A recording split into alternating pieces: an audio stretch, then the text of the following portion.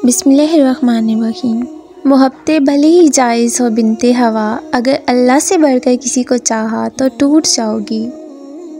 इखलाक के पीछे किरदार का होना भी लाजमी है। मुंह की मिठास और चेहरे की मुस्कुराहट को हरगिज़ इखलाक नहीं बल्कि फ़न कहते हैं। मोहब्बत, दोस्ती, हमदर्दी, रहनुमाई या मदद, इस दुनिया में कोई ऐसी निशानी ज़रूर छोड़ जाएं जो ये बताती रहे इस राह से आप गुज़रे हैं। ख़िज़ां में से पत्ते गिरते हैं, नज़रों से गिरने का कोई मौसम नहीं होता।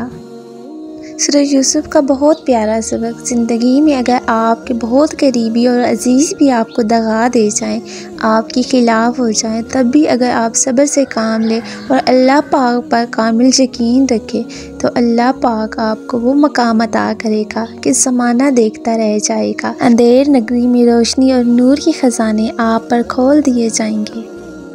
रोज़े महशर आपके मोबाइल फ़ोन की एक्टिविटीज़ का भी हिसाब लिया जाएगा।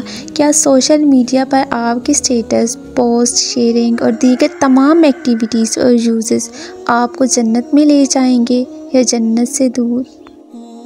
जब कोई दुनियावी तौर पर ऊंचे रुतबे वाला शख्स आपको कह दे मैं आपके साथ हूँ तो आप तसल्ली में आ जाते हैं, लेकिन जब अल्लाह रब्बुल आलमीन आपसे कह रहा है मैं सब्र करने वालों के साथ हूँ तो आप इसको मामूली क्यों समझते हैं? ज़िंदगी जहाँ लेकर जाती है सुकून से चले जाएं। अल्लाह के बनाए हुए नक्शे से उलझने की बजाय इसे समझने की कोशिश करें।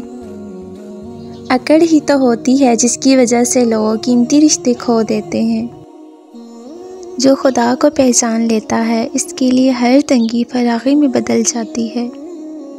बेटियों के रिश्ते तय करते वक्त थोड़ी सी ज़हमत करके ये भी तहकीक कर लिया करें दौलत में डूबा हुआ शख्स 5 वक्त का नमाजी भी है या नहीं।